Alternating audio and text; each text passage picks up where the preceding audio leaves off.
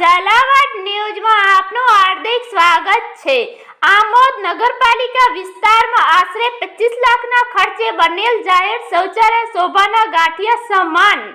આમોદ શહેરમાં તિલક મેદાન ખાતે આવેલા શૌચાલય પર બંધ હોવાથી ધાર્મિક સ્થળની પાછળ આવેલા કેબિનો તથા હાઈસ્કૂલની દિવાલના ઓઠા હેઠળ લેડીઝ અને જેન્ટ્સ પેશાબ કરવા મજબૂર।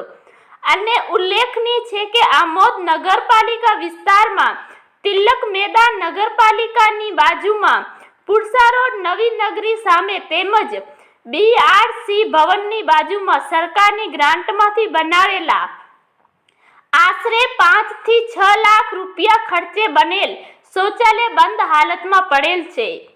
આમોદ નગર તાલુકા મથક હોવાથી 56 ગામોના ગ્રામજનોની અવર જવર રહેતી હોય છે, જે પબ્લિકની કુદરતી હાવજ માટે આશીર્વાદ રૂપ શૌચાલયો બંધ હોવાના કારણે કેટલીક વાર ખુલ્લામાં કે કોઈ ખૂણા ખાંચકો શોધી પેશાબ કરવો પડે છે।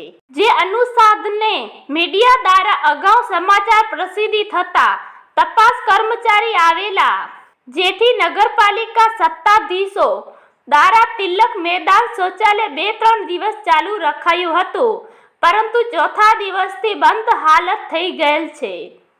જેથી સમાચાર પ્રસિદ્ધ થતા બંધ પડેલ શૌચાલય કાયમી ધોરણે ચાલુ થશે કે નહીં એમ લોકમુખે ચર્ચાઈ રહેલ છે।